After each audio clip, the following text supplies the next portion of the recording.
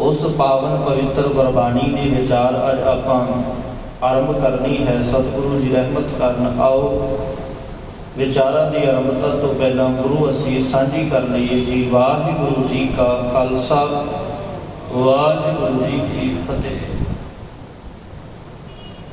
सतगुरु गुरु ग्रंथ साहिब सच्चे पातशाह जी की बाणी की आरंभता वेले महाराज सच्चे पातशाह जी ने सब तो पहला जप बाणी दर्ज की है। सतगुरु महाराज सच्चे पातशाह जी ने गुरबाणी दे विच किसी भी विशेष बाणी राग की आरंभता के वेले महाराज सच्चे पातशाह जी ने मूल मंत्र का जिहड़ा है वो प्रयोग किया है। मूल मंत्र कई स्वरूप दे विच श्री गुरु ग्रंथ साहिब पिता महाराज जी की बाणी दे विच आउंदा है। एक ओंकार तो लैके गुरप्रसाद तक 33 बार आप जी को गुरु ग्रंथ साहिब दे विच ये मूल मंत्र संपूर्ण रूप दे विच दर्शन करने को मिलेगा। ਇਹਦਾ एक स्वरूप एक ओंकार सतनाम करता पुरख गुर प्रसाद भी है। एक स्वरूप एक ओंकार सतगुर प्रसाद भी है।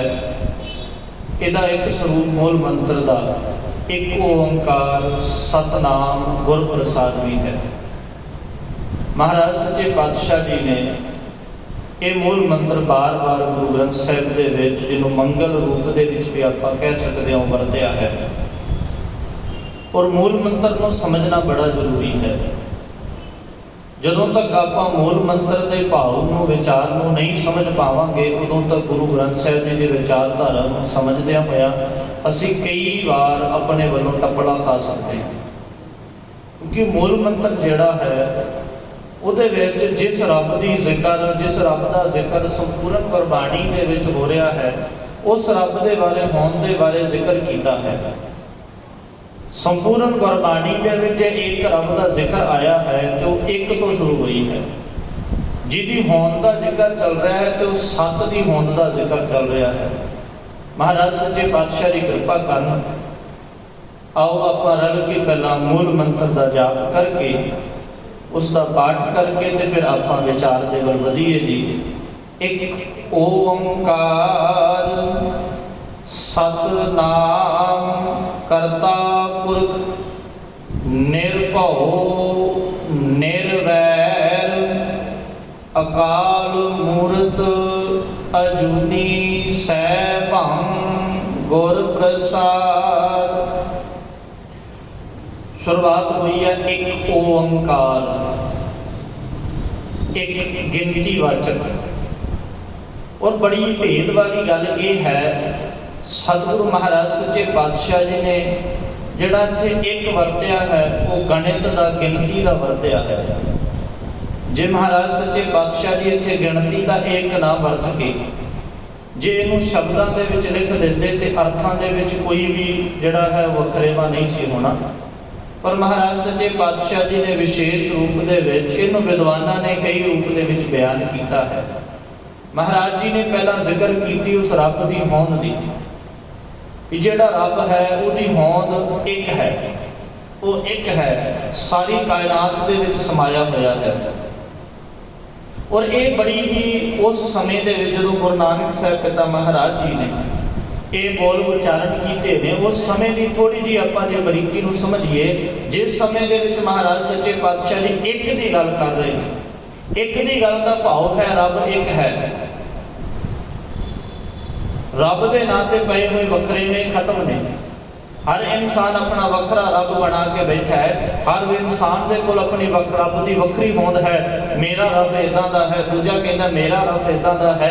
महाराज सच्चे पातशाह जी इस झगड़े के झमेले को खत्म करदे होए सब तो पहला जिक्र किया भी रब एक है। और ये उच्चारण कर लगे आप थोड़ा जहा ध्यान दईए क्योंकि ये उच्चारण वाल आप ध्यान नहीं दे रहे। ये लफ्ज है एक ओंकार। ये तीन रूप स्पष्ट होने चाहिए ने जो आप अर्थ को विचारना। पहला एक ते दूजा ओम ते तीजा कार, क्योंकि तिन्ने ही अपने आप दे विच वखरी होंद वखरे अर्थ लैके बैठे ने। और लिखण लग्या तुसीं वेखो जिन्हां ने पुरातन गुरु ग्रंथ साहिब पिता महाराज जी के लिखत स्वरूप जां हुक्मनामे वेखे ने ना, उत्थे तुसीं वेखो जिथे एक ओंकार लिखिया हुंदा है उहदे विच कार बड़ी लंबी खिंची हुई हुंदी है लकीर उपर। हौली हौली ये कार आपां खत्म करते जा रहे हैं। तुसीं कई बार वेखो भी कईयां दे घरां दे विच जां गड्डियां दे विच एक ओंकार लिखिया हुंदा, उत्थे कार हुंदी कोई नहीं। एका पा के ते ऊड़े नूं उत्थे घुमा के खत्म कीता हुंदा है। वो कार अपने आप दे विच एक वखरा अर्थ ते वखरी होंद रखदी है। महाराज जी कहते रब एक है, जिहड़ा ओम है, जिहड़ा ब्रह्म है, वो एक है। वखरे वो किसी वखरे रंग का वखरा नहीं है, वखरी जात का वखरा नहीं है, वखरे खिते दे विच वसन वाले लोगों का वखरा नहीं है। और सुभावक है एकता का सूत्र है एक। जे सारियां दा रब एक है, जे सारियां दी पैदाइश इको है, सारे जगत नूं बनाउण वाला एक रब है, तो सुभावक है जिहड़े इंसान ने वखरे ने पाए ने, ये रब दे पाए हुए नहीं, इंसान दे पाए हुए। जिस समय दे विच दुनिया के लोग आपो अपना रब लैके आपो अपना रब का वखरा झंडा चुक के लड़ते पे सी, मेरा रब वड्डा है, साडा रब वड्डा है, उस लड़ाई उस झमेले नूं खत्म करदे होए धन गुरु नानक साहिब पिता महाराज जी ने एक साझा किया सारियां दे नाल कि वो रब एक है। एक दा भाव गिणतीवाचक, ओम का भाव वो ब्रह्म वो रब, ते अगली महाराज सच्चे पातशाह जी ने दात बख्शिश की कार, जिहड़ी उपर लकीर खिंची हुंदी है उन्होंने कार कहा जाता है। और ये संस्कृत का लफ्ज है, उसका कार देखा जाए संस्कृत का लफ्ज है। कार का जिहड़ा अर्थ बनता है, कार का लफ्ज है जिहड़ी चीज़ निरंतर चल रही होवे, जिहड़ी चीज़ लगातार चल रही होवे उन्होंने कार कहा जाता है। प्रोफैसर साहिब सिंह जी ने बड़ी सुंदर उदाहरण साझी की। वो कहते कार का लफ्ज संस्कृत के विचों निकल के आया। आप कई बार लफ्ज सुनते हैं भी फलाने की बड़ी जय जयकार है। एक होंदा जय जय होना भी ओदी बड़ी वडियाई हुई, लोगों ने वडियाई की ते समा पा के लोग चुप हो गए। पर एक होंदा जय जयकार, जय जयकार का भाव है भी उसकी वडियाई लगातार चल रही है। हुण इहदे कार का भाव निकल के आया है जिथे महाराज सच्चे पातशाह जी ने कार साझी की। कार का भाव है वो सदैव कला है, हर एक थां ते समाया होया। हुण तिन्ने चीज़ां ने, तिन्ने चीज़ां इंसान नूं बड़ा सुंदर ते सोहना उपदेश महाराज जी ने दिता। पहली गल रब एक है, सारी कायनात दे विच समाया होया है, जर्रे जर्रे दे विच वो समाया होया है। उहदा कोई वखरा रूप नहीं, वो कोई वखरी दिशा दे वल नहीं, कोई वखरे इंसान दे विच नहीं, वो सारियां दे विच इक्को स्वरूप दे विच समाया होया है। जिन्हों महाराज सच्चे पातशाह जी पावन बाणी इदां भी कहंदी, महाराज कहंदे सब मैं जोत, जोत है सोई तिसदा चानण, सब मैं चानण होए। जिहड़ी जोत है वो सारियां दे विच ही एक स्वरूप दे विच समाई हुई है।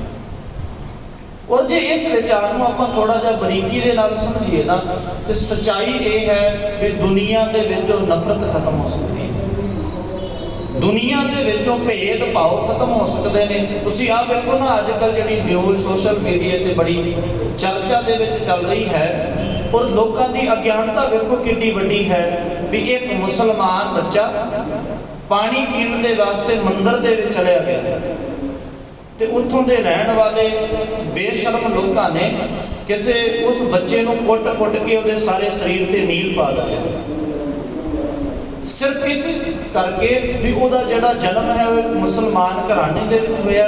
बच्चे खेल रहे थे, उन्होंने प्यास लगी तो मंदिर के विच पानी पी के आ गया। ये कितनी वड्डी गल हो गई। हुण ये की है, ये उन्होंने दिमाग के विच सब तो वड्डा भरम वहम ये पिया होया है। जिहड़े लोग दावा करते हैं वो कहते ये केवल ते केवल एक रब का घर है, इत्थे रब वसदा है। और कमाल की गल है, एक दीवारां दे बनाए हुए चार चफेरे एक इट्टां दे बनाए हुए चार चफेरे असीं रब का घर मन के पूजी जा रहे हैं। पर जिन्हों बाणी कहती है ਜਿਹਨੂੰ ਸਮਾਜ ਕਹਿੰਦਾ ਹੈ ਵੀ ਦੁਨੀਆ ਦੇ ਵਿੱਚ ਬੰਦੇ ਦੇ ਵਿੱਚ ਰੱਬ ਦੀ ਜੋਤ ਹੈ ਤੇ ਬੰਦੇ ਨੂੰ ਅਸੀਂ ਕੁੱਟੀ ਜਾ ਰਹੇ ਹਾਂ। ਸਭ ਤੋਂ ਵੱਡਾ ਝਮੇਲਾ ਕਿੱਥੋਂ ਖੜਾ ਹੁੰਦਾ ਹੈ? ਅੱਜ ਵੀ ਤੁਸੀਂ ਵੇਖੋ ਨਾ, ਦੁਨੀਆ ਦੇ ਲੋਕ ਕੋਈ ਮੰਦਰ ਦੇ ਨਾਂ ਤੇ ਲੜ ਰਿਹਾ, ਕੋਈ ਮਸੀਤ ਦੇ ਨਾਂ ਤੇ ਲੜ ਰਿਹਾ ਹੈ। ਔਰ ਹਕੀਕਤ ਦੇ ਵਿੱਚ ਲੜਾਈ ਆਮ ਲੋਕਾਂ ਦੀ ਨਹੀਂ ਹੈ। ਜੇ ਇਸ ਗੱਲ ਨੂੰ ਥੋੜਾ ਜਿਹਾ ਤੁਸੀਂ ਸਮਝੋ ਨਾ, ਮੰਦਰ ਤੇ ਮਸੀਤ ਦੀ ਲੜਾਈ ਆਮ ਲੋਕਾਂ ਦੀ ਨਹੀਂ ਹੈ, ਇਹ ਸਿਰਫ ਤੇ ਸਿਰਫ ਰਾਜਨੀਤਿਕ ਲੋਕਾਂ ਦੀ ਲੜਾਈ ਹੁੰਦੀ ਹੈ। ਰਾਜਨੀਤਿਕ ਲੋਕ ਇਹਨਾਂ ਧਾਰਮਿਕ ਸਥਾਨਾਂ ਦਾ ਸਹਾਰਾ ਲੈ ਕੇ ਆਮ ਪ੍ਰਜਾ ਨੂੰ ਲੜਾਉਂਦੇ ਰਹਿੰਦੇ। ਮੈਂ ਪਿਛਲੇ ਦਿਨ ਵੀ ਗੱਲ ਸਾਂਝੀ ਕੀਤੀ ਸੀ ਆਪ ਜੀ ਦੇ ਨਾਲ। ਤੁਸੀਂ ਵੇਖੋ, ਜਦੋਂ ਇਹ ਆਪਸੀ ਦੰਗੇ ਹੁੰਦੇ ਨੇ ਨਾ, ਭਾਵੇਂ ਹਿੰਦੂ ਮੁਸਲਿਮ ਦਾ ਲੈ ਲਓ, ਭਾਵੇਂ ਕਿਸੇ ਵੀ ਮਜ਼ਹਬ ਜਾਂ ਧਰਮ ਦੀ ਆਪਸੀ ਲੜਾਈ ਲੈ ਲਓ, ਇਸ ਲੜਾਈ ਦੇ ਵਿੱਚ ਨਾ ਤੇ ਕੋਈ ਮੁੱਖ ਮੰਤਰੀ ਆਪਸ ਦੇ ਵਿੱਚ ਲੜਦਾ ਹੈ, ਨਾ ਕੋਈ ਉੱਥੋਂ ਦਾ ਅਧਿਆਕਸ਼ ਆਪਸ ਦੇ ਵਿੱਚ ਲੜਦਾ ਹੈ, ਨਾ ਕੋਈ ਮੁੱਖ ਮੰਤਰੀ ਪ੍ਰਧਾਨ ਮੰਤਰੀ ਦਾ ਬੇਟਾ ਜਾਂ ਬੱਚਾ ਜਾਂ ਰਿਸ਼ਤੇਦਾਰ ਲੜਦਾ ਹੈ। ਕੋਈ ਨਹੀਂ ਲੜਦਾ। ਲੜਦੇ ਕੌਣ ਨੇ? ਆਮ ਲੋਕ। ਮਰਦੇ ਕੌਣ ਨੇ? ਆਮ ਲੋਕ। ਉਹ ਆਪਸ ਦੇ ਵਿੱਚ ਸਾਰੇ ਇੱਕੋ ਹੋ ਕੇ ਬੈਠੇ ਨੇ। ਰੱਬ ਦੇ ਨਾਂ ਤੇ ਲੜਾਉਣ ਵਾਲੇ ਇਹ ਅੱਜ ਦੇ ਧਾਰਮਿਕ ਲੋਕ, ਜਿਹੜੇ ਰਾਜਨੀਤਿਕ ਲੋਕ ਨੇ, ਇਹ ਧਰਮ ਦੇ ਨਾਂ ਤੇ ਲੜਾ ਰਹੇ ਨੇ ਦੁਨੀਆ ਦੇ ਲੋਕਾਂ ਨੂੰ। ਔਰ ਮਹਾਰਾਜ ਸੱਚੇ ਪਾਤਸ਼ਾਹ ਜੀ ਦੀ ਵਿਚਾਰਧਾਰਾ, ਹਜ਼ੂਰ ਕਹਿੰਦੇ ਉਹ ਕਿਸੇ ਵੱਖਰੀ ਥਾਂ ਤੇ ਨਹੀਂ, ਉਹ ਸਗੋਂ ਸਾਰੀ ਕਾਇਨਾਤ ਦੇ ਵਿੱਚ ਬੈਠਾ ਹੈ। ਔਰ ਗੁਰੂ ਨਾਨਕ ਸਾਹਿਬ ਪਿਤਾ ਮਹਾਰਾਜ ਜੀ ਦਾ ਅਕਸ਼ ਆਪਾਂ ਵੇਖੀਏ, ਜਿਹੜੀ ਤਸਵੀਰ ਮਹਾਰਾਜ ਜੀ ਨੇ ਸਾਡੇ ਸਾਹਮਣੇ ਰੱਖੀ, ਹਜ਼ੂਰ ਪਾਤਸ਼ਾਹ ਜੀ ਕਹਿੰਦੇ ਇਹ ਜਗ ਸੱਚੇ ਕੀ ਹੈ ਕੋਠੜੀ, ਸੱਚੇ ਕਾ ਵਿੱਚ ਵਾਸ। ਇਹ ਸਾਰਾ ਜਗਤ ਜਿਹੜਾ ਹੈ ਉਹ ਰੱਬ ਦਾ ਬਣਾਇਆ ਹੋਇਆ ਹੈ। ਉਹ ਸਾਰਾ ਜਗਤ ਰੱਬ ਦਾ ਬਣਾਇਆ ਹੋਇਆ ਹੈ ਔਰ ਇਹ ਸਾਰਾ ਹੀ ਰੱਬ ਦਾ ਘਰ ਹੈ। ਸਾਨੂੰ ਭੁਲੇਖਾ ਇਹ ਹੋਇਆ, ਇਸ ਗੱਲ ਦੇ ਵਿੱਚ ਸਾਨੂੰ ਵੀ ਬੜਾ ਵੱਡਾ ਭੁਲੇਖਾ ਹੈ ਵੀ ਕੱਲਾ ਗੁਰਦੁਆਰਾ ਹੀ ਗੁਰੂ ਦਾ ਘਰ ਹੈ, ਕੱਲਾ ਮੰਦਰ ਹੀ ਗੁਰੂ ਦਾ ਘਰ ਹੈ, ਰੱਬ ਦਾ ਘਰ ਹੈ। ਮੁਸਲਮਾਨ ਕਹਿੰਦੇ ਕੱਲੀ ਮਸਜਿਦ ਹੀ ਅੱਲਾਹ ਦਾ ਘਰ ਹੈ। ਔਰ ਮਹਾਰਾਜ ਸੱਚੇ ਪਾਤਸ਼ਾਹ ਜੀ ਦੀ ਮੁਬਾਰਕ ਗੁਰਬਾਣੀ ਨੇ ਜਿਹੜਾ ਸਵਾਲ ਚੁੱਕਿਆ, ਹਜ਼ੂਰ ਕਹਿੰਦੇ ਅੱਲਾਹ ਏਕ ਮਸੀਤ ਬਸਤ ਹੈ ਅਵਰ ਮੁਲਕ ਇਸਕੇ। ਜੇ ਇਸ ਗੱਲ ਨਾਲ ਸਹਿਮਤ ਵੀ ਹੋਇਆ ਜਾਵੇ, ਇਹ ਗੱਲ ਨਹੀਂ ਵੀ ਇੱਥੇ ਰੱਬ ਨਹੀਂ ਵਸਦਾ। ਆਪਾਂ ਮਹਾਰਾਜ ਦੀ ਹਜ਼ੂਰੀ ਦੇ ਵਿੱਚ ਬੈਠੇ ਹਾਂ, ਗੁਰਦੁਆਰੇ ਦੇ ਵਿੱਚ ਬੈਠੇ ਹਾਂ, ਇਸ ਗੱਲ ਤੋਂ ਆਪਾਂ ਮੁਨਕਰ ਨਹੀਂ ਹੋ ਸਕਦੇ ਵੀ ਇੱਥੇ ਰੱਬ ਨਹੀਂ ਵਸਦਾ। ਹਾਂ, ਇਹ ਗੱਲ ਜ਼ਰੂਰ ਹੈ ਇੱਥੇ ਰੱਬ ਵਸਦਾ ਹੈ, ਪਰ ਜਿੱਥੇ ਜਿੱਥੇ ਵੀ ਆਪਾਂ ਵਿਚਰ ਰਹੇ ਹਾਂ ਉੱਥੇ ਵੀ ਰੱਬ ਵਸਦਾ ਹੈ। ਹਰ ਇੱਕ ਇਨਸਾਨ ਆਪਣੇ ਅੰਦਰ ਬੈਠੇ ਹੋਏ ਰੱਬ ਨੂੰ ਜ਼ਰੂਰ ਪਛਾਣਦਾ ਹੈ। ਮੇਰੇ ਅੰਦਰ ਰੱਬ ਦੀ ਜੋਤ ਹੈ ਔਰ ਇਸ ਜੋਤ ਨੂੰ ਜੇ ਆਪਣੇ ਅੰਦਰ ਵੇਖ ਰਿਹਾ ਹੈ, ਬਾਣੀ ਕਹਿੰਦੀ ਸਭ ਮੈਂ ਜੋਤ ਜੋਤ ਹੈ ਸੋ। ਕੱਲੀ ਤੇਰੇ ਅੰਦਰ ਨਹੀਂ, ਜਿਹਦੇ ਨਾਲ ਤੂੰ ਵਿਚਰਨਾ ਹੈ ਉਹਦੇ ਅੰਦਰ ਵੀ ਰੱਬ ਦੀ ਜੋਤ ਹੈ। ਉਹ ਜਿਹੜਾ ਤੇਰੇ ਅੰਦਰ ਸਮਾਇਆ ਹੋਇਆ ਹੈ, ਉਹ ਸਾਰੀ ਦੁਨੀਆ ਦੇ ਅੰਦਰ, ਸਾਰੀ ਖਲਕਤ ਦੇ ਵਿੱਚ ਸਮਾਇਆ ਹੋਇਆ ਹੈ। ਤੇ ਬਾਣੀ ਕਹਿੰਦੀ ਨਿਕਟ ਬੁੱਝਿਆ ਸੋ ਬੁਰਾ ਕਿਉਂ ਕਰੇ। ਜਿਹੜਾ ਰੱਬ ਨੂੰ ਇਸ ਰੂਪ ਦੇ ਵਿੱਚ ਸਮਝ ਲਏ ਵੀ ਸਾਰੀ ਦੁਨੀਆ ਦੇ ਵਿੱਚ, ਸਾਰੀ ਖਲਕਤ ਦੇ ਵਿੱਚ ਸਮਾਇਆ ਹੋਇਆ ਹੈ, ਤੇ ਬੁਰਾ ਨਹੀਂ ਕਰਦਾ। ਔਰ ਸਿੱਧੇ ਤੌਰ ਤੇ ਜੇ ਆਪਾਂ ਕਹਿ ਲਈਏ ਨਾ ਜੀ, ਇੱਕ ਓਂਕਾਰ ਆਪਾਂ ਪੜਿਆ ਬੜੀ ਵਾਰ, ਅਰਥ ਵੀ ਸਾਨੂੰ ਸਾਰਿਆਂ ਨੂੰ ਚੇਤਾ ਨੇ, ਪਰ ਜਿਸ ਦਿਨ ਤੋਂ ਅਸੀਂ ਇੱਕ ਓਂਕਾਰ ਨੂੰ ਜੀਣਾ ਸ਼ੁਰੂ ਕਰ ਦਿੱਤਾ, ਉਸ ਦਿਨ ਇੱਕ ਓਂਕਾਰ ਸਾਡੇ ਅੰਦਰ ਦੀ ਨਫ਼ਰਤ ਨੂੰ ਖਤਮ ਕਰ ਦੇਗਾ, ਸਾਡੇ ਅੰਦਰ ਦੀ ਵੈਰ ਵਿਰੋਧ ਨੂੰ ਖਤਮ ਕਰ ਦੇਵੇਗਾ। ਪਰ ਸਾਡਾ ਪਤਾ ਕੀ ਹੈ, ਅਸੀਂ ਰੱਬ ਨੂੰ ਕੁਝ ਥਾਂ ਤੇ ਮੰਨ ਕੇ ਤੇ ਬਾਕੀ ਇਹ ਚਾਹੁੰਦੇ ਆ ਵੀ ਇੱਥੇ ਅਸੀਂ ਰੱਬ ਨੂੰ ਮੰਨ ਲਿਆ, ਬਾਕੀ ਅਸੀਂ ਜੋ ਮਰਜ਼ੀ ਕਰੀਏ ਉਹ ਸਾਡੀ ਜ਼ਿੰਦਗੀ ਹੈ, ਸਾਡਾ ਜੀਵਨ ਹੈ, ਅਸੀਂ ਇੱਥੋਂ ਤੱਕ ਮੰਨਦੇ ਹਾਂ। ਬਾਹਰ ਜਾ ਕੇ ਅਸੀਂ ਜੋ ਮਰਜ਼ੀ ਕਰ ਸਕਦੇ ਹਾਂ। ਦੇਖੋ ਨਾ, ਆਮ ਤੌਰ ਤੇ ਗੱਲ ਪ੍ਰਚਲਿਤ ਹੈ ਵੀ ਗੁਰਦੁਆਰੇ ਬੈਠ ਕੇ ਝੂਠ ਨਹੀਂ ਬੋਲੀਦਾ, ਗੁਰਦੁਆਰੇ ਆ ਕੇ ਇੱਦਾਂ ਦੀਆਂ ਗੱਲਾਂ ਨਹੀਂ ਕਰੀਦੀਆਂ। ਭਾਵੇਂ ਚਲੋ ਇਹ ਗੱਲਾਂ ਹੁਣ ਨਹੀਂ ਰਹੀਆਂ, ਪਰ ਇਹ ਸਭ ਤੋਂ ਵੱਡਾ ਸਵਾਲ ਹੈ ਨਾ, ਜੇ ਗੁਰਦੁਆਰੇ ਬੈਠ ਕੇ ਝੂਠ ਨਹੀਂ ਬੋਲਣਾ ਬੜੀ ਵਧੀਆ ਗੱਲ ਹੈ, ਚੰਗੀ ਗੱਲ ਹੈ, ਪਰ ਬਾਹਰ ਵੀ ਕਿਉਂ ਬੋਲਣਾ? ਜੇ ਮਾੜਾ ਹੈ, ਇੱਥੇ ਮਾੜਾ ਹੈ ਤੇ ਬਾਹਰ ਵੀ ਮਾੜਾ ਹੈ। ਜੇ ਗੁਰਦੁਆਰੇ ਲੈ ਕੇ ਬੇਈਮਾਨੀ ਕਰਨੀ ਮਾੜੀ ਹੈ, ਬੜੀ ਚੰਗੀ ਗੱਲ ਹੈ, ਨਹੀਂ ਕਰਨੀ ਚਾਹੀਦੀ, ਗਲਤ ਗੱਲ ਹੈ, ਇਹਨੂੰ ਬਿਲਕੁਲ ਸਵੀਕਾਰ ਨਹੀਂ ਕਰਨਾ ਚਾਹੀਦਾ। ਪਰ ਜੇ ਇੱਥੇ ਜਿਹੜੀ ਉਹ ਬੇਈਮਾਨੀ ਮਾੜੀ ਹੈ ਤੇ ਬਾਹਰ ਕਿਹੜੀ ਚੰਗੀ ਹੈ? ਬਾਹਰ ਵੀ ਤੇ ਮਾੜੀ ਹੈ ਨਾ।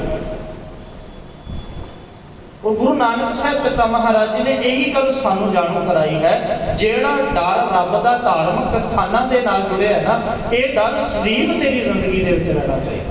सारी जिंदगी दे विच ये डर तेरे हिरदे दे अंदर चलना चाहिए। एक एक पैर ते तैनूं रब दी जोत दा एहसास होना चाहिए। दूजा वचन महाराज सच्चे पातशाह जी ने साझा किया, सतनाम। सत जिहड़ा संस्कृत का लफ्ज है, सत का भाव है सत्य, ते सत्य का भाव है शरीर कला होंद दे विच रहण वाला। वो रब जिहड़ा एक ओंकार है, ओदी होंद शरीर कला है, वो कदे नाश होने वाला नहीं है। जिहड़ा सारियां थावां दे विच समाया होया है ना, वो हर एक थां ते समाया होया ते शरीर कला होंद वाला है। ते अगला वचन है महाराज कहंदे करता पुरख। देखो करता हुंदा है किसी भी चीज़ नूं बनाउण वाला, किसी भी चीज़ नूं पैदा करन वाला, उहदी सारी बनतर बनाउण वाला करता हुंदा है। देखो जिन्हें ये इमारत बनाई है वो इमारत का करता है, जिन्हें ये हारमोनीयम बनाया है ये हारमोनीयम बनाउण वाला करता है, पखा बनाउण वाला पखे का करता है, पर वो करता पुरख नहीं है। पुरख का भाव होंदा विच समाया होया।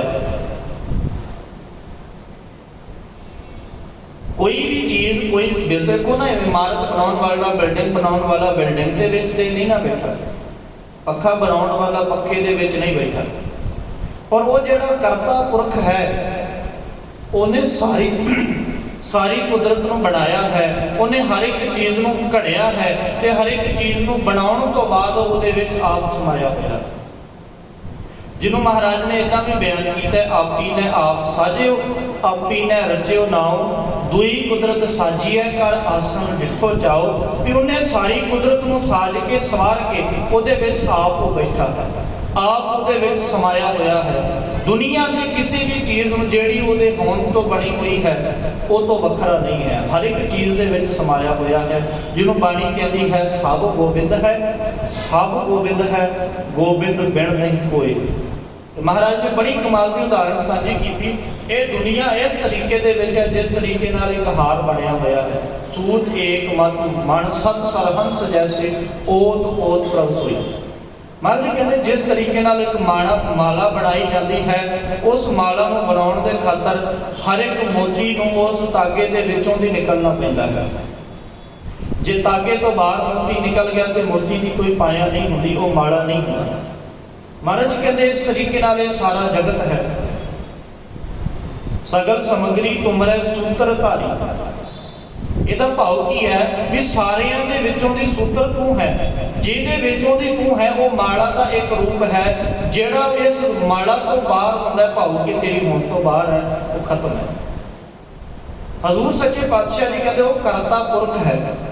ਸਾਰੀ ਕਰਤਾ ਨੇ ਉਹ ਸਾਰੀ ਕ੍ਰਿਏਸ਼ਨ ਕਰਨ ਤੋਂ ਬਾਅਦ ਉਹਦੇ ਵਿੱਚ ਆਪ ਸਮਾਇਆ ਹੋਇਆ ਹੈ। ਹਜ਼ੂਰ ਨੇ ਅਗਲਾ ਵਚਨ ਸਾਂਝਾ ਕੀਤਾ, ਉਹ ਨਿਰਭਉ ਹੈ। दुनिया दे विच हर एक इंसान को किते ना किते जाके डर होता है, हर एक इंसान को डर है, पर रब भौ तो भी रहता है, उन्होंने किसी का कोई भय नहीं है।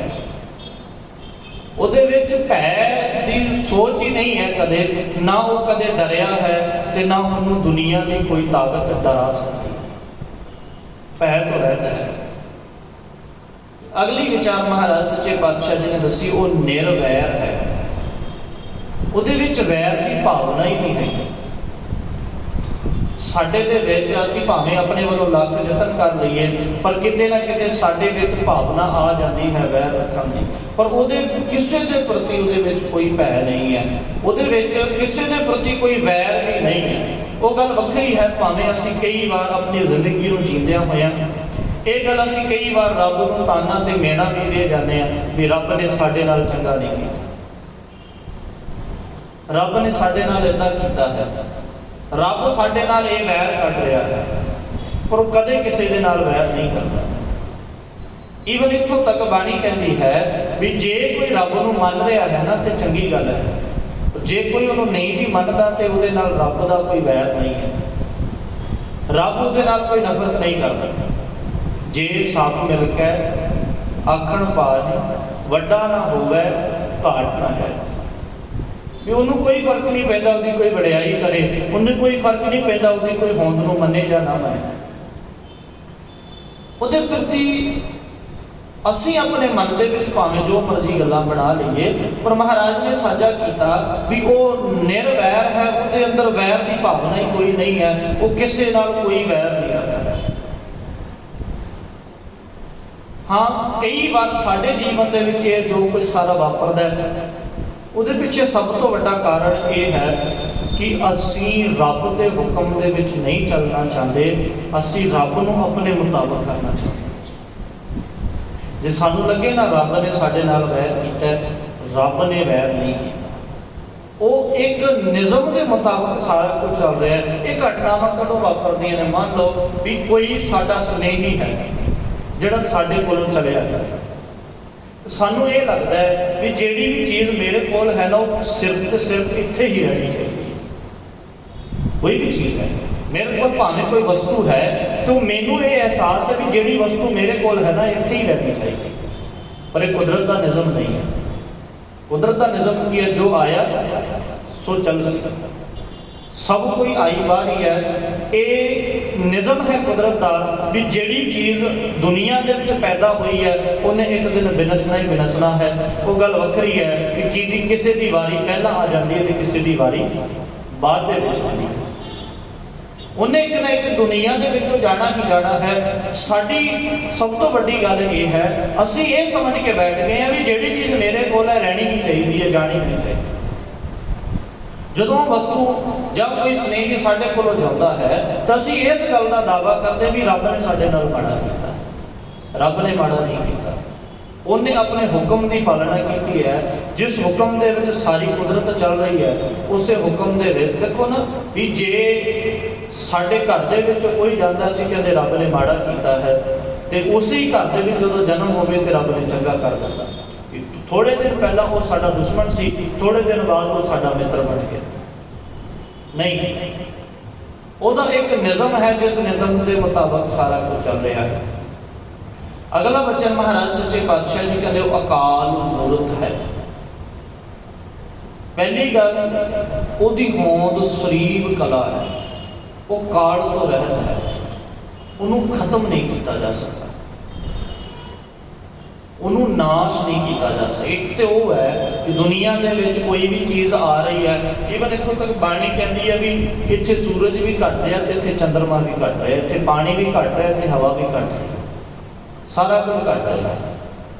ਪਰ ਜੇ ਇਸ ਦੁਨੀਆ ਦੇ ਵਿੱਚ ਕੋਈ ਨਾ ਘਟਣ ਵਾਲੀ ਵਸਤੂ ਹੈ, ਕੋਈ ਨਾ ਘਟਣ ਵਾਲੀ ਹੋਂਦ ਹੈ, ਕੋਈ ਨਾ ਮੁੱਕਣ ਵਾਲੀ ਤਾਕਤ ਹੈ, ਤੇ ਕੇਵਲ ਉਹ ਇੱਕ ਅਕਾਲ ਪੁਰਖ ਪ੍ਰਮਾਤਮਾ ਹੈ ਜਿਹੜਾ ਕਦੇ ਵੀ ਨਹੀਂ ਮੁੱਕੇਗਾ। ਉਹ ਸਦੀਵ ਕਲਾ ਹੈ, ਅਕਾਲ ਮੂਰਤ ਹੈ। ਉਹਦੀ ਜਿਹੜੀ ਮੂਰਤ ਹੈ ਉਹ ਸਦੀਵ ਕਲਾ ਰਹਿਣ ਵਾਲੀ ਹੈ। ਹਰ ਇੱਕ ਥਾਂ ਤੇ ਹਰ ਇੱਕ ਸਮੇਂ ਦੇ ਵਿੱਚ ਉਹ ਮੌਜੂਦ ਰਹੇਗਾ। ਅਗਲਾ ਬਚਨ ਮਹਾਰਾਜ ਸੱਚੇ ਪਾਤਸ਼ਾਹ ਜੀ ਕਹਿੰਦੇ ਉਹ ਅਜੂਨੀ ਹੈ। ਜੂਨ ਦਾ ਭਾਵ ਹੁੰਦਾ ਹੈ ਕਿ ਸਰੀਰ ਧਾਰ ਕੇ ਦੁਨੀਆ ਦੇ ਵਿੱਚ ਆਉਣਾ, ਕਿਸੇ ਵੀ ਰੂਪ ਦੇ ਵਿੱਚ। ਮਹਾਰਾਜ ਕਹਿੰਦੇ ਉਹ ਜੂਨ ਦੇ ਵਿੱਚ ਨਹੀਂ ਆਉਂਦਾ। ਰੱਬ ਕਦੇ ਵੀ ਸਰੀਰ ਧਾਰ ਕੇ ਨਹੀਂ ਆਉਂਦਾ। ਰੱਬ ਦਾ ਕੋਈ ਸਰੀਰ ਨਹੀਂ ਹੈ। ਪਰ ਜਿਹਨੂੰ ਗੁਰੂ ਨਾਨਕ ਸਾਹਿਬ ਪਿਤਾ ਮਹਾਰਾਜ ਜੀ ਕਹਿੰਦੇ ਸੱਚੀ ਤੇਰਾ ਕੋਈ ਸਰੀਰ ਨਹੀਂ ਹੈ, ਪਰ ਜਿਹੜੇ ਦੁਨੀਆ ਦੇ ਸਾਰੇ ਸਰੀਰ ਨੇ ਉਹ ਤੇਰੇ ਹੀ। ਸਹਿਜ ਤਵ ਨੈਣ ਨਨ ਨੈਣ ਹੈ ਤੋਹਿ ਕੋ ਸਹਿਜ ਮੂਰਤ ਨੰਨਾ ਇੱਕ ਕੋਈ। ਉਹ ਅਜੂਨੀ ਹੈ। ਔਰ ਗੁਰੂ ਅਰਜਨ ਸਾਹਿਬ ਪਿਤਾ ਮਹਾਰਾਜ ਜੀ ਦਾ ਸ਼ਬਦ ਪੜ੍ਹੀਏ ਤੇ ਮਹਾਰਾਜ ਨੇ ਇਹਨੇ ਕਰੜੇ ਲਫ਼ਜ਼ ਵਰਤ ਕੇ ਸਾਨੂੰ ਸਮਝਾਇਆ। ਜ਼ਰੂਰ ਕਹਿੰਦੇ ਸੋ ਮੁਖ ਜੜੋ ਜਿਤ ਕਹਿ ਠਾਕੁਰ ਜੋਨੀ। ਉਹ ਮੂੰਹ ਸੜ ਜਾਣਾ ਚਾਹੀਦਾ ਜਿਹੜਾ ਇਹ ਦਾਅਵਾ ਕਰਦਾ ਹੈ ਵੀ ਰੱਬ ਸਰੀਰ ਧਾਰ ਕੇ ਕਿਤੇ ਦੁਨੀਆ ਦੇ ਵਿੱਚ ਆਇਆ ਹੈ। ਹਾਂ, ਰੱਬ ਦੀ ਹੋਂਦ ਤੋਂ ਬਿਨਾਂ ਕੋਈ ਸਰੀਰ ਨਹੀਂ ਹੈ। ਅਸੀਂ ਇਹ ਨਹੀਂ ਕਹਿ ਸਕਦੇ ਵੀ ਸਾਡਾ ਸਰੀਰ ਜਿਹੜਾ ਸਾਡਾ ਹੈ ਰੱਬ ਦਾ ਹੈ। ਇਹਦੇ ਅੰਦਰ ਜੋਤ ਰੱਬ ਦੀ ਹੈ ਤੇ ਰੱਬ ਦਾ ਸਰੀਰ ਹੈ। ਦੁਨੀਆ ਦੇ ਵਿੱਚ ਹਰ ਇੱਕ ਇਨਸਾਨ ਦੇ ਸਰੀਰ ਦੇ ਵਿੱਚ ਰੱਬ ਵਸਦਾ ਹੈ। ਪਰ ਕਿਸੇ ਆਪਾਂ ਇੱਕ ਸਰੀਰ ਨੂੰ ਪ੍ਰਤੱਖ ਕਰਦੇ ਕਹਿੰਦੇ ਇਹ ਰੱਬ ਹੈ ਕਿ ਗੁਰਮਤਿ ਦੇ ਅਨੁਸਾਰ ਕਿਸੇ ਆਕਾਰ ਨੂੰ ਬਣਾ ਕੇ ਕਹਿ ਦਈਏ ਵੀ ਇਹ ਰੱਬ ਦਾ ਆਕਾਰ ਹੈ, ਉਹ ਗੁਰਮਤਿ ਦੇ ਅਨੁਸਾਰ ਨਹੀਂ। ਸਾਰਾ ਆਕਾਰ ਰੱਬ ਦਾ ਬਣਾਇਆ ਹੋਇਆ ਹੈ ਤੇ ਰੱਬ ਦਾ ਹੀ ਸਰੂਪ ਹੈ। ਪਰ ਉਹ ਆਕਾਰ ਕੇਵਲ ਇੱਕ ਨਹੀਂ। ਤੁਸੀਂ ਵੇਖੋ ਵੀ ਆਪਾਂ ਕਹਿੰਦੇ ਆ ਵੀ ਪੱਥਰ ਪੂਜਣਾ ਨਹੀਂ, ਪਰ ਜੇ ਹਰ ਚੀਜ਼ ਦੇ ਵਿੱਚ ਰੱਬ ਹੈ ਤੇ ਪੱਥਰ ਦੇ ਵਿੱਚ ਤੇ ਰੱਬ ਹੈ ਨਾ। ਉਹ ਦੇਖੋ ਗੁਰਬਾਣੀ ਨੇ ਬੜੀ ਬਰੀਕੀ ਦੇ ਨਾਲ ਇਹਨਾਂ ਚੀਜ਼ਾਂ ਨੂੰ ਫੜਿਆ। ਅੱਜ ਕੋਈ ਇਨਸਾਨ ਸਵਾਲ ਕਰ ਸਕਦਾ ਹੈ, ਜੇ ਤੁਸੀਂ ਕਹਿੰਦੇ ਹੋ ਹਰ ਇੱਕ ਚੀਜ਼ ਦੇ ਵਿੱਚ ਰੱਬ ਹੈ, ਪੱਥਰ ਦੇ ਵਿੱਚ ਵੀ ਰੱਬ ਹੈ, ਤੇ ਮੈਂ ਪੱਥਰ ਦੇ ਵਿੱਚ ਰੱਬ ਨੂੰ ਪੂਜ ਰਿਹਾ। ਔਰ ਬਾਣੀ ਨੇ ਬੜੀ ਕਮਾਲ ਦੀ ਉਹਦਾ ਉਦਾਹਰਣ ਦਿੱਤੀ। ਭਗਤ ਸਿੰਘ ਕਹਿੰਦੇ ਠੀਕ ਹੈ, ਤੁਸੀਂ ਪੱਥਰ ਦੇ ਵਿੱਚੋਂ ਰੱਬ ਨੂੰ ਪੂਜ ਰਹੇ ਹੋ, ਪਰ ਕੇਵਲ ਇੱਕ ਪੱਥਰ ਨੂੰ ਹੀ ਕਿਉਂ ਪੂਜ ਰਹੇ ਹੋ? ਸਾਰੇ ਪੱਥਰ ਨਹੀਂ ਨਾ ਪੂਜੇ ਜਾ ਰਹੇ। ਉਹਨਾਂ ਨੇ ਜਵਾਬ ਦਿੱਤਾ, ਕਹਿੰਦੇ ਇੱਕ ਹੈ ਪੱਥਰ ਕੀਜੇ ਭਾਓ, ਦੂਜਾ ਪੱਥਰ ਧਰੀਏ ਪਾਉ, ਜੇ ਇਹ ਦੇਵ ਤਾਂ ਉਹ ਵੀ ਦੇਵਾ। ਪੱਥਰ ਦੇ ਵਿੱਚ ਹੀ ਵੱਖਰੇਵਾ ਕਰਨਾ ਸ਼ੁਰੂ ਕਰ ਦਿੱਤਾ ਨਾ। ਅਸੀਂ ਇੱਕ ਪੱਥਰ ਦੇ ਉੱਤੇ ਖੜੇ ਹੋ ਕੇ ਦੂਜੇ ਪੱਥਰ ਨੂੰ ਪੂਜ ਰਹੇ। ਘਰ ਦੇ ਵਿੱਚ ਆਪਾਂ ਕਹਿ ਲਈਏ, ਕਿਸੇ ਧਾਰਮਿਕ ਸਥਾਨ ਤੇ ਕਹਿ ਲਈਏ, ਜਿਹੜਾ ਪੱਥਰ ਸਾਡੇ ਪੈਰ ਦੇ ਵਿੱਚ ਹੈ ਉਹ ਵੀ ਤੇ ਪੱਥਰ ਹੈ, ਤੇ ਦੂਜੇ ਨੂੰ ਅਸੀਂ ਪੂਜ ਰਹੇ ਹਾਂ। ਬਾਣੀ ਕਹਿੰਦੀ ਜੇ ਇਹ ਦੇਵ ਜਿਹੜੇ ਪੱਥਰ ਦੀ ਤੂੰ ਪੂਜਾ ਕਰਦਾ ਮੰਨ ਲਿਆ ਕਿ ਉਹ ਦੇਵਤਾ ਹੈ, ਪਰ ਜਿਹੜਾ ਪੈਰਾਂ ਦੇ ਵਿੱਚ ਹੈ ਫਿਰ ਉਹ ਵੀ ਤੇ ਦੇਵਤਾ ਹੋਇਆ ਨਾ। ਇਹਦਾ ਭਾਵ ਇਹ ਹੈ ਵੀ ਕਿਸੇ ਚੀਜ਼ ਨੂੰ ਪ੍ਰਤੱਖ ਨਹੀਂ ਕਰ ਸਕਦੇ ਵੀ ਇਹ ਹੀ ਰੱਬ ਦਾ ਰੂਪ ਹੈ, ਇਹ ਹੀ ਰੱਬ ਦਾ ਸਰੂਪ ਹੈ, ਤੇ ਇਹ ਕਹਿ ਵੀ ਨਹੀਂ ਸਕਦੇ ਵੀ ਇਹ ਰੱਬ ਦਾ ਸਰੂਪ ਨਹੀਂ। ਇਹਨੂੰ ਸਰਗੁਣ ਤੇ ਨਿਰਗੁਣ ਕਿਹਾ ਹੈ। ਇਹਨੂੰ ਕਿਹਾ ਵੀ ਸਭੈ ਘਟ ਰਾਮ ਬੋਲੇ, ਰਾਮਾ ਬੋਲੇ, ਰਾਮ ਬਿਨਾ ਕੋ ਬੋਲੇ। ਵੀ ਹਰ ਇੱਕ ਘਟ ਦੇ ਵਿੱਚ, ਹਰ ਇੱਕ ਹਿਰਦੇ ਵਿੱਚ ਉਹ ਰੱਬ ਦੀ ਜੋਤ ਹੈ, ਹਰ ਇੱਕ ਹਿਰਦੇ ਦੇ ਵਿੱਚ ਉਹਦਾ ਪ੍ਰਕਾਸ਼ ਹੈ। ਉਹ ਤੋਂ ਬਿਨਾਂ ਦੁਨੀਆ ਦੇ ਵਿੱਚ ਕਿਸੇ ਵਸਤੂ ਦੀ ਹੋਂਦ ਹੀ ਨਹੀਂ ਹੁੰਦੀ। ਉਹ ਜੂਨਾਂ ਤੋਂ ਰਹਿਤ ਹੈ, ਉਹ ਸਰੀਰ ਧਾਰ ਕੇ ਨਹੀਂ ਹੁੰਦਾ। ਤੇ ਅਗਲੀ ਗੱਲ ਸਹਿ ਭੰਗ, ਉਹ ਆਪਣੇ ਆਪ ਤੋਂ ਪ੍ਰਕਾਸ਼ ਹੈ, ਉਹਨੂੰ ਕਿਸੇ ਨੇ ਜਨਮ ਨਹੀਂ ਦਿੱਤਾ। ਸਵੈ ਦਾ ਭਾਵ ਹੁੰਦਾ ਆਪਣੇ ਆਪ ਤੋਂ। ਉਹ ਆਪਣੇ ਆਪ ਤੋਂ ਪ੍ਰਕਾਸ਼ਮਾਨ ਹੈ। ਉਹਨੇ ਆਪਣੇ ਆਪ ਹੀ ਨੇ ਆਪ ਸਾਜਿਓ। ਆਪਾਂ ਗੱਲ ਵਿਚਾਰੀ ਹੈ ਵੀ ਉਹਨੇ ਆਪਣੇ ਆਪ ਨੂੰ ਖੁਦ ਸਾਜਿਆ ਹੈ। ਦੁਨੀਆ ਦੇ ਵਿੱਚ ਨਹੀਂ ਕੋਈ ਤਾਕਤ ਜਿਹੜੀ ਆਪਣੇ ਆਪ ਨੂੰ ਸਾਜ ਦੇ। ਉਹਨੇ ਆਪਣੇ ਆਪ ਨੂੰ ਸਾਜਿਆ। ਆਪਣੇ ਆਪ ਨੂੰ ਸਾਜਣ ਤੋਂ ਬਾਅਦ ਮਹਾਰਾਜ ਕਹਿੰਦੇ ਉਹ ਇਹਦੇ ਗੁਣ ਨੇ ਰੱਬ ਦੇ। ਉਹ ਆਪਣੇ ਆਪ ਤੋਂ ਪ੍ਰਕਾਸ਼ਮਾਨ ਹੈ, ਉਹ ਨਿਰਭਉ ਹੈ, ਉਹ ਨਿਰਵੈਰ ਹੈ, ਉਹ ਸਾਰੀ ਕ੍ਰਿਏਸ਼ਨ ਨੂੰ ਬਣਾਉਣ ਵਾਲਾ ਹੈ। ਤੇ ਮਹਾਰਾਜ ਕਹਿੰਦੇ ਉਹਦਾ ਨਾਮ ਸਦੀਵ ਕਲਾ ਅਟਲ ਰਹਿਣ ਵਾਲਾ ਹੈ। ਤੋਂ ਜਿਹੜਾ ਇੱਕ ਓਮਕਾਰ ਹੈ ਉਹ ਸਾਰੀ ਦੁਨੀਆ ਦੇ ਵਿੱਚ ਸਮਾਇਆ ਹੋਇਆ ਹੈ। ਮਹਾਰਾਜ ਨੇ ਫਿਰ ਗੱਲ ਸਾਂਝੀ ਕੀਤੀ, ਗੁਰ ਪ੍ਰਸਾਦ। ਗੁਰੂ ਦੀ ਕਿਰਪਾ ਦੇ ਨਾਲ ਇਸ ਦੀ ਪ੍ਰਾਪਤੀ ਹੋਈ। ਗੁਰੂ ਦੀ ਕਿਰਪਾ ਦੇ ਨਾਲ ਇਹਦੇ ਬਾਰੇ ਸਮਝ ਆਏਗੀ। ਗੁਰੂ ਦੀ ਕਿਰਪਾ ਦੇ ਨਾਲ ਨਿਰਭਉ ਤੋਂ ਨਿਰਵੈਰ ਨੂੰ ਸਮਝਿਆ ਜਾਏਗਾ। ਗੁਰੂ ਦੀ ਕਿਰਪਾ ਦੇ ਨਾਲ ਹੀ ਕਰਤਾ ਪੁਰਖ ਨੂੰ ਸਮਝਿਆ ਜਾਏਗਾ। ਗੁਰੂ ਦੀ ਕਿਰਪਾ ਦੇ ਨਾਲ ਹੀ ਇੱਕ ਓੰਕਾਰ ਨੂੰ ਸਮਝਿਆ ਜਾਏਗਾ। ਪੜ੍ਹ ਤੇ ਲਵਾਂਗੇ ਪਰ ਗੁਰੂ ਦੀ ਕਿਰਪਾ ਤੋਂ ਬਿਨਾਂ ਜੀਆ ਨਹੀਂ। ਗੁਰੂ ਦੀ ਕਿਰਪਾ ਤੋਂ ਬਿਨਾਂ ਅਹਿਸਾਸ ਨਹੀਂ ਹੋਣਾ। ਔਰ ਗੱਲ ਅਹਿਸਾਸ ਦੀ ਹੈ। ਬਾਣੀ ਦੇ ਦੋ ਪੜ੍ਹਾਂ ਨੇ। ਪਹਿਲਾ ਤਾਂ ਇਹ ਹੈ ਵੀ ਅਸੀਂ ਉਹਨੂੰ ਪੜ੍ਹ ਰਹੇ ਹਾਂ, ਵਿਚਾਰ ਵੀ ਰਹੇ ਹਾਂ।